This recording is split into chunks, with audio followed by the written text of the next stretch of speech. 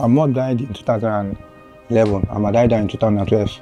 It's just the same like heart attack or cardiac arrest, the same thing that killed both of them. I would say my parents' deaths, I can attribute this partly to their demise, because I believe my mom was always worrying about my situation. Like sometimes when she see my friend moving about and she would look and see me just sitting about, it disturbed her a lot. I know that leads her to depression. She's always crying, sometimes in her room, and I believe that's one of the factors that led to her having that BP rise that led to her demise. Guys, you're gonna need some tissue, some Kleenex for this episode because it is heavy, so go get it.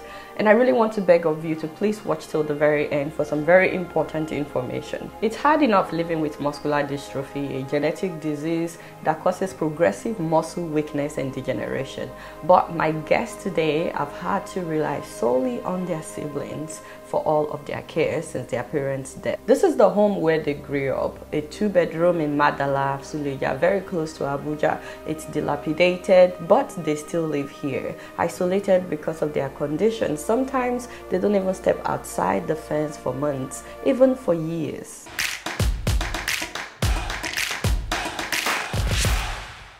My name is Nnenna Cyril. I'm from Enugu State, and I've been struggling with MD for more than a decade now. It's always a struggle for me to do my daily tasks like personal hygiene and house our household chores. Life has been very tough for me. My name is Marvelous Cyril. I'm from Enugu State. A life with muscular dystrophy is a life of constant battle. I was about 5 or 6 years old when this thing started. So I was in JS2 when the symptoms began. I couldn't continue with it, so I stopped that when I was in JS2. My name is Emmanuel Cyril, and I'm Marvelous' younger brother. I'm Nnenna's elder's brother. Living with my, any day I come to work, like see my 2 siblings like this, thing affect me mentally. Many people are saying like, say we should just leave them and go, say why we are struggling ourselves for them. But I don't believe they are my siblings, so I can't leave them. When I go to work, I'll be thinking about them, so I will like be calling them to know how they are feeling. If they need me, I will come back. Even though I'm doing anything, even though they want to pay me any money, I will leave the work and come back because of them. Living with this condition, it's a progressive condition, and every day you find new ways to do things. You have to rely on other people. In my case, I have to rely on my brothers in order to carry out any task. Even the simplest of things, I have to rely on them.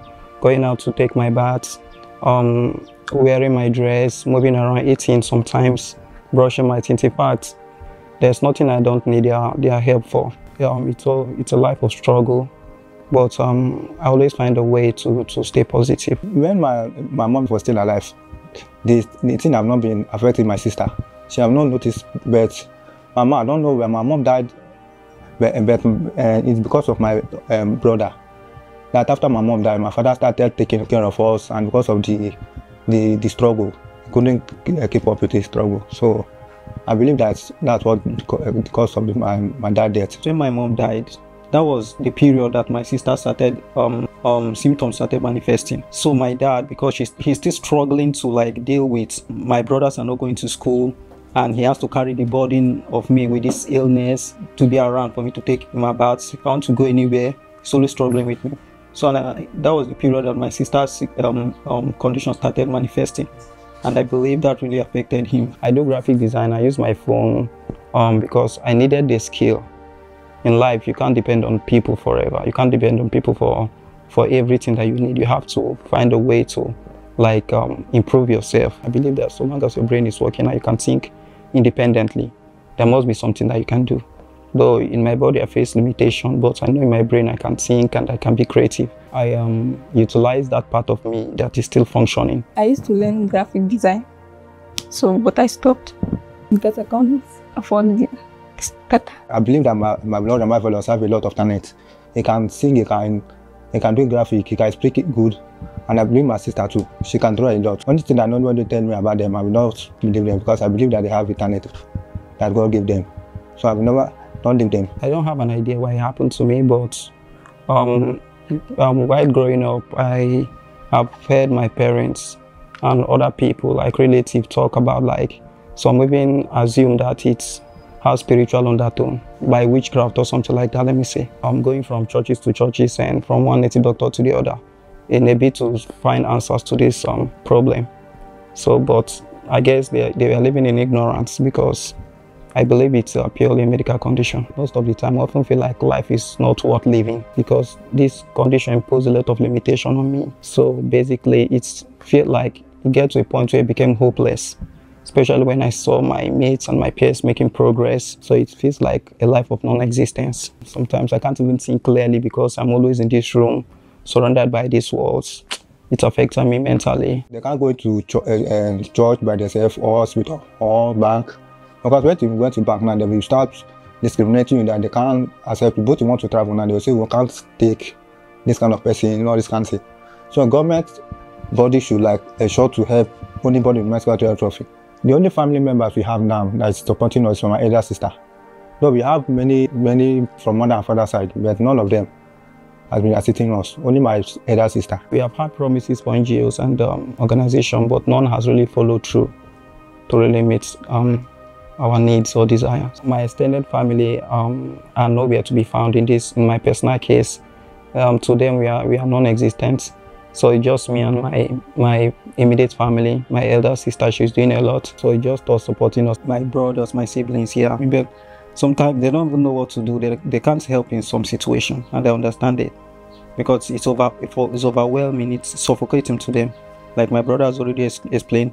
Sometimes when he's at the workplace, I have to call him, so you have to rush back. Then he'll run back to the work. So sometimes I feel sorry for them. But yeah, it's the reality, and we have to find a ways to keep moving forward. I work in a factory, in a water factory. They normally cut my salary, but only time you not come to work, they will not pay you that day. And if you miss like 1 hour, they will cut it too. And my boss will tell me that why I always running home.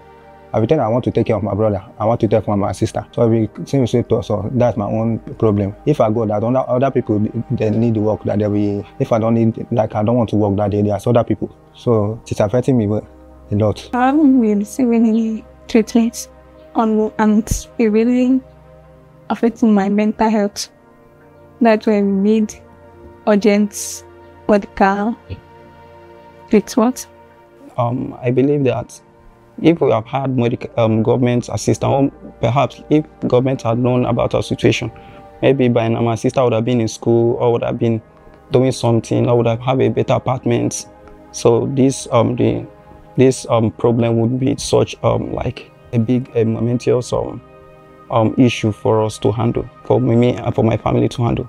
My message to government agency, they should provide affordable healthcare assistance for people with disability, affordable and reliable transportation. What has kept me going is hope.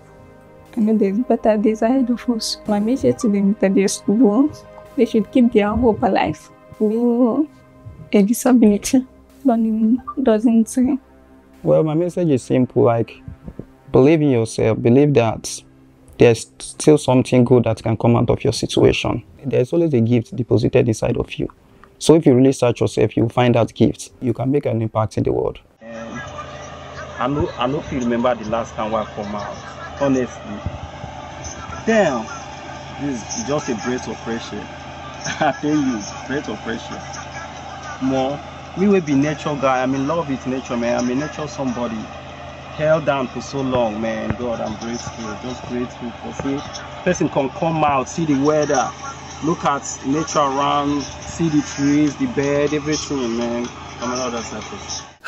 Wow, you know, we purposely put their Instagram handles on the screen. If anybody would like to reach out to them, give them some words of encouragement, let them know they are not alone. You can also reach Marvelous through his email. This is Marvelous's email address. As you guys know, there are millions of persons with disabilities in Nigeria, and it can be very lonely. I'm so grateful that their brother also agreed to speak with us. We purposely interviewed him just to shed more light to the challenges that family members face when they have to be the caregiver and the provider. And we are doing this series, as you know, to challenge the Nigerian government to do better for persons with disability. Marvelous told me, for example, that they had to wait for several months for NIN officials to visit them for biometrics since they couldn't go, and they had to pay double for his sister's biometrics. I mean, these are people that shouldn't be charged at all. They were not able to do his biometrics, they said, because of his condition, and they just left it at that. So he's not able to have a bank account, and he doesn't have health insurance because he doesn't have NIN. His sister has a bank account. By the way, did you guys notice how gorgeous both of them are? Honestly, besides doing graphic designs, they can both be models. In the next video, a neurologist explained to us what causes muscular dystrophy and whether or not it is treatable. Once again, thanks to the Wole Soyinka Foundation for making it possible for us to do this series. Don't forget to subscribe if you're yet to.